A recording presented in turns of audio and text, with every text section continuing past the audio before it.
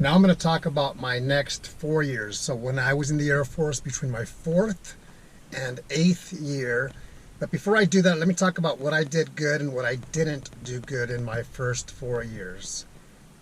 A good thing was that even though I wasn't crazy about my job in the fire department, I still did a great job. And I had good support from my leadership because of my reputation. I got my associate's degree in fire science. One of the bad things that I did was that I told people that I was going to get out after 4 years, so that kind of limited my opportunities that I missed out on because they knew I was going to get out.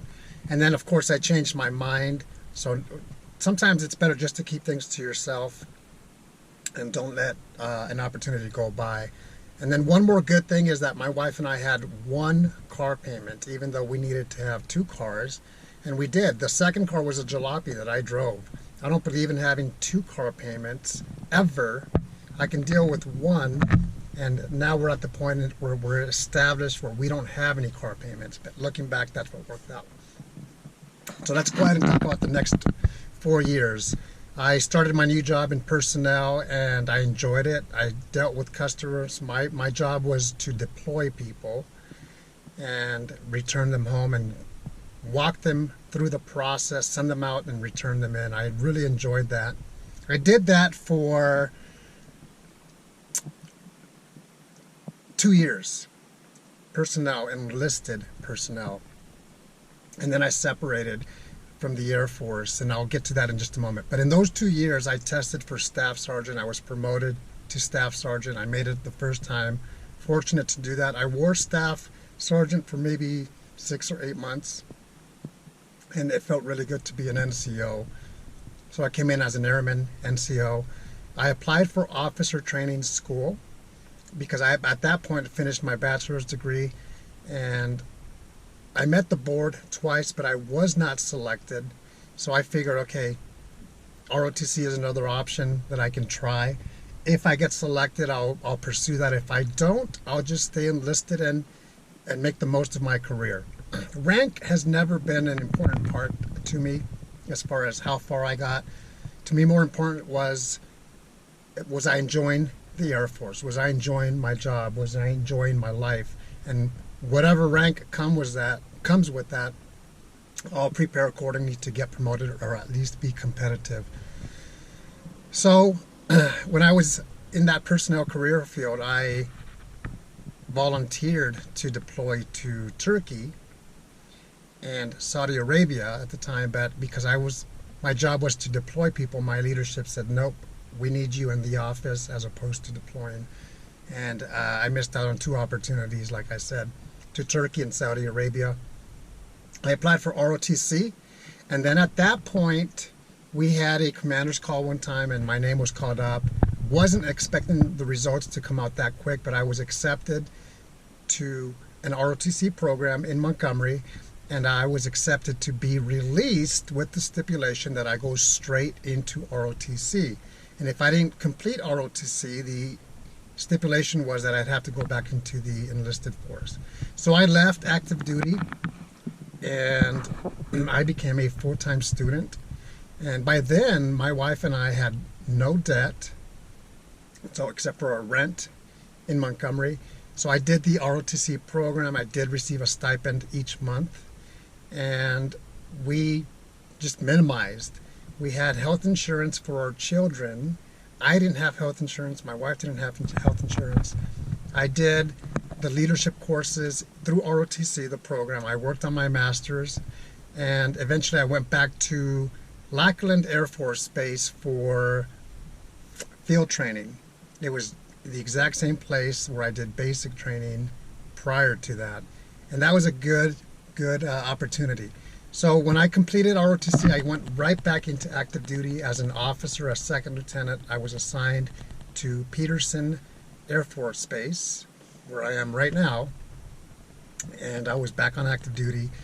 My career field was personnel, and I was happy to do that because I had experience. My first job as a lieutenant, I was a squadron section commander for the commander, and which means that my job was to work with the first sergeant, who was a chief, and administer discipline as needed, not always negative, but sometimes negative. At the same time, work and lead the commander support staff, which is an agency that works directly under the commander. So whatever the commander needed, I was her right-hand person, and the chief as well. I learned a lot from the chief.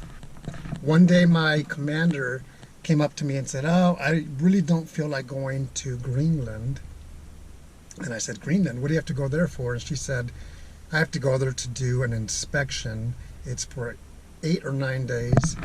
I just don't want to do it." And I was joking when I said, "Ma'am, if you want, I'll go. Tell me what I need to do and I'll go in your place." And she jumped all over that.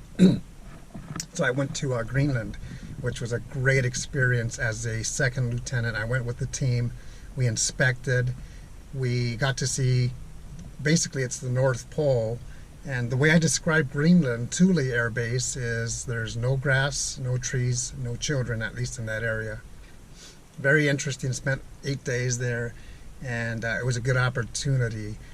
Once I was done with the squadron section commander job, I went back to readiness. That was my second job as a lieutenant, as an officer. Readiness, again, is deploying people. So I knew the job from my enlisted days, but my job was to lead the team and represent and provide briefings to the commander each week, to the wing commander and my leadership as well, on where we were.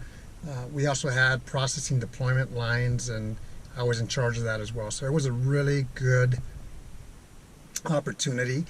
Then I got my assignment to Hickam Air Force Base, Hawaii, and I had to leave within 30 days. My family stayed behind for 2 months. They finished the semester and met me at Hickam Air Force Base, Hawaii. My job, again, was Squadron Section Commander. I worked at the 735th Air Mobility Squadron, and that was a very big squadron. I worked with the first sergeant again, and this time it was a senior master sergeant, and I learned a lot from him. I had to administer a lot of discipline, where people knock on the door once, you say enter, they report in, and you administer the discipline. You talk about what happened. But what I would do in my style is they would report in, and I would tell the first sergeant, they don't even have to report in, just have them come in, so let's do this. And the first sergeant said, "No, sir, they have to report in." They would report in, I'd read what I'd have to, and then I'd have a good conversation with them, kind of like a mentorship conversation. That was a very rewarding job. The thing about that job was the Air Force had a reduction in force, which means people have to leave. And I didn't know what that was, what that meant. And of course, they explained it to me. And I'm going to tell you about those results on the third video of this series, because that goes into the 8 through 12 years of my career. But I was only in Hawaii for 10 months.